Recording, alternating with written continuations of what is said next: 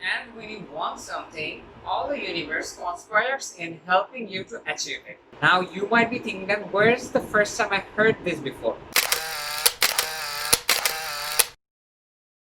कहते हैं अगर किसी चीज को दिल से चाहो तो पूरी कायनात उसे तुमसे मिलाने की कोशिश में लग जाती है। Greetings everyone, I'm Zishan and today I would like to talk about a very special book. The name of the book is The Alchemist and this book is written by Paulo Coelho in 1988. Though initially it was written in Portuguese, but then it got translated into various languages and it became one of the best-selling book in the world. This book is very special to me. I would like to thank my friend Shumon who actually suggested me to read this book for the first time, and I'm very glad that I picked up that book, and this is what encouraged me to read more English books. As it was the first book that I read in English, at the beginning it was tough, but the simple words and very clear writing is what made this book very easy for the new beginners to read. This is the story of a shepherd whose name is Santiago. He used to get the same type of dream every night about a treasure which is kept in Egypt. He embarks on a journey after meeting an old king who gives him some special advice and some magical stones. Santiago crosses Mediterranean Sea and Sahara Desert in order to find the treasure which is kept in Egypt while finding his personal legend which is his destiny. During this journey, Santiago meets many people and a lot of difficult situations which actually helps him to get to his goal, and not only that, it also helps him to grow as an individual human being. Now the question is, does he find the treasure in the pyramid or not? Though I have seen that in many book review videos in YouTube, they actually told the whole story about the book, but I believe that if I tell you guys the full story, what's the point of reading the book for you? So I will not tell any story, but I will share few lessons and some few interesting things about the book which may encourage your interest to read this book and know about the whole thing in a deeper way. One of the very interesting quotation in the book was given by the writer, which was, "One is loved because one is loved. No reason is needed for loving." This quotation talks about the unconditional love. When we love someone, we do not need any reason. It is what our heart tells us, and the book emphasizes on the signal of our heart a lot of time. See, if you are emotionally bonded with something, then you don't find reasonings behind it. This is what your heart's telling you. Kinda remind me of Ananta Julu and his Nisharto Bhalabasa. No matter what you do, make sure you are doing that because your heart desires. It is not easy to following our heart. Life gets in our way a lot. Our life is very unpredictable, and these unpredictable incidents sometimes break our focus from the goal and take us to a different direction. And when we start converting into those directions, we actually lose the connection from our goal. Though this uncertainty of life will get in our way, but we should not let life disrupt our journey toward our destination. Suppose you are a job holder who is working 9 to 5 every single day. A usual routine of yours will be like you will wake up early in the morning, then you will have a breakfast, then you will struggle through the traffic jam of Dhaka city and you will somehow reach on time. And if you don't reach on time, you'll get scolded by your boss.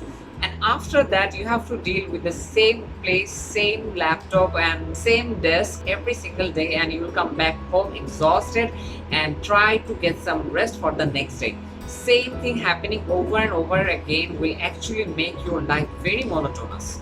If this is the life which you desire, I completely respect that. But if you don't desire but still I do this thing, I would like to suggest you that you need to break the monotony. Life is very short, obviously, and we only live once, and if we are living this life by not being the person who we are, then this will completely go in vain. If you are not doing what you know that you're supposed to be doing, or you are not following your dream or pursuing your passion, you are not fulfilling your personal legend, which is the purpose of your life. We are all different and we all have a unique personal legend, and we only need to focus on our own personal thing rather than comparing our activity to another person. You will fail. Do not give up in the process. The destination where you want to go is often defined as a dream. You should live each day so that you get one step closer to your dream. It is very important to know that who you are, where you want to go, what your heart wants, and what are you doing to reach your desired destination.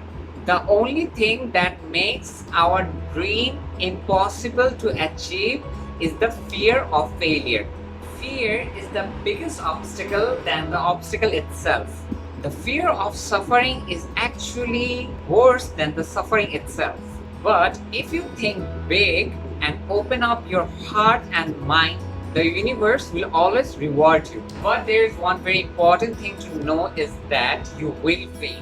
There will be failure and you might fail continuously several times, but these failures are actually not the full stop of your life. These are the small commas where you have to take pause. Sometimes you might need to rethink a little bit and maybe you need to reshuffle here and there, but this doesn't mean that you have to stop and you need to give up. In this book, they mention that it is the simple things in life that are the most extraordinary. To be different is the greatest and simplest thing we can do. You are you. This makes you unique as nobody else has your experience and knowledge. For being different, it doesn't mean you have to be something extraordinary.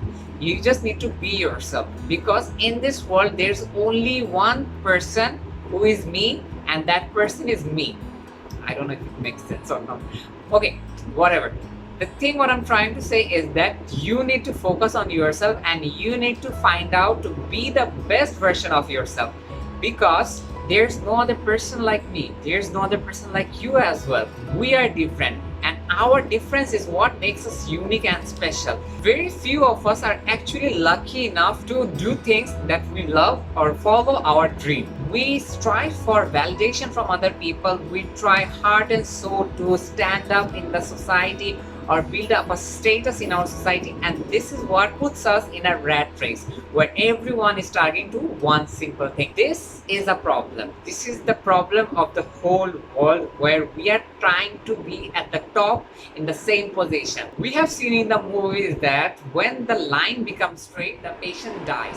So this actually defines that life is all about ups and downs. There will be twists and turns, and you should not expect a straight line, because the only thing that actually makes our life meaningful is the ups and downs. There will be obstacles. Sometimes the obstacles will be the people who are very close to us, but life is all about overcoming these obstacles.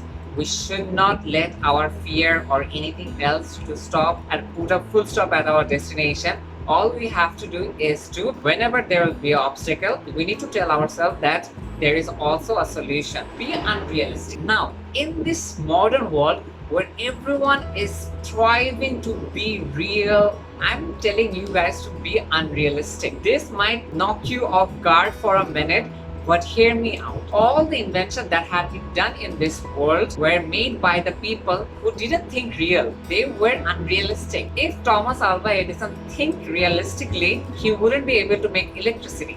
And again, this is completely my personal opinion. Some of the greatest inventions of this world were made by the people who thought unrealistically.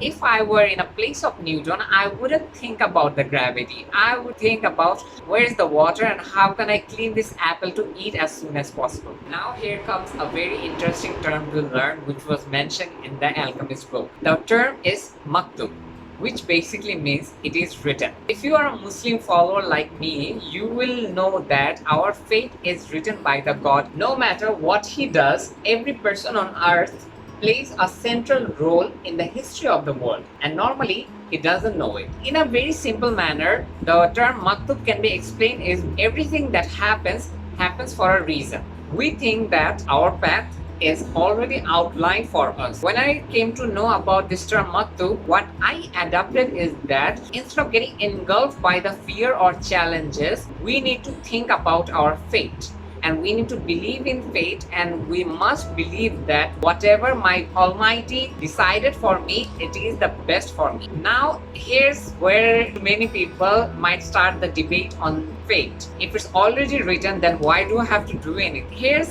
one thing, just imagine. You are hungry. In your fate, it is written that today you will have dinner. But you just put a plate in front of you and you're thinking, God, where is my food? If it's written in my fate that today I will have dinner, the dinner will come in front of me. This is not how fate works. Fate is like climbing a mountain and achieving the thing that is for you at the top of it. In your fate, if something good is written for you, it will not come without doing anything. You need to work hard in order to achieve what is written in your fate. Alchemist is a fantastic book and the story is very nicely written. If there is anything that I want you guys to take from this video, I will tell you guys, be passionate, be you, follow your dream.